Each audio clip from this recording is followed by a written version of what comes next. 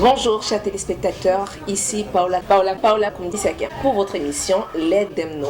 Qui sont-ils? Que font-ils et où vont-ils? Telles sont les questions qu'on se pose ici. Et aujourd'hui, j'ai l'honneur de recevoir une femme de Dieu, une servante de Dieu. Et pour ce jour, nous recevons Ministre Bisson. Bonjour. Bonjour Paola. Ah, j'ai cru que Bisson c'était anglophone, mais tu parles français? Un peu. Un peu, hein? Ah, c'est super, notre pays est bilingue. Alors, mais feel free to speak in French or in English. Et c'est comme si mon anglais est sorti. D'accord, l'enfance, la naissance, ça se passe comment pour Bisson? I was born in a very, very noble family. Yes. Very noble family. My father happens to be an elder in the church, the Apostolic Church. My mother too. So my birth, the circumstances surrounding my birth, I was born in 1992.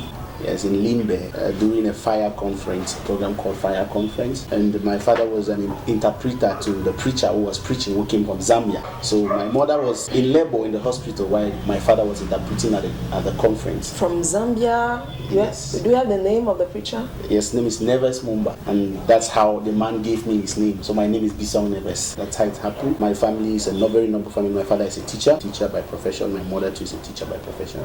But they are all servants of God in church. Et est-ce que tu as grandi dans cette zone-là ou bien directement à Yaoundé, tu as fait tes études ici ou bien? Non, pas du tout. J'ai grandi au nord-ouest, à Ndop précisément. Il y a une ville qu'on appelle Ndop. Have you heard of Ndop rice before?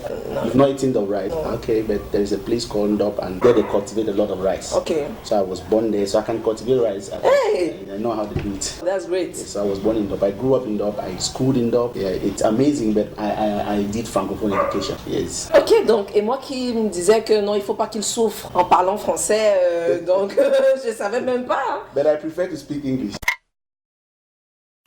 Ok, et maintenant, la transition, c'est-à-dire à quel moment est-ce que tu entres vraiment dans ce milieu francophone proprement dit, pas simplement l'école, c'est-à-dire que tu viens à Yaoundé, ça se passe à quel moment? Je crois en 2012, oui, Ah. 2012, oui, quand je suis venu pour mes études supérieures. Oui. Où? Guayaquil. Guayaquil, quelle filière? Let's bilingue. Let's bilingue, ouais.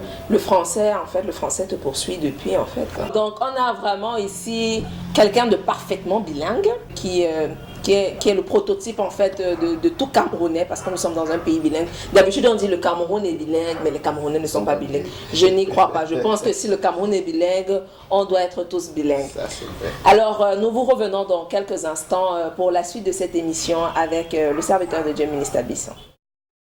Wow. Wow. On va faire comment? Wow. H. Par la grâce de Dieu. Yeah. Ok. I speak English better than French. Wow.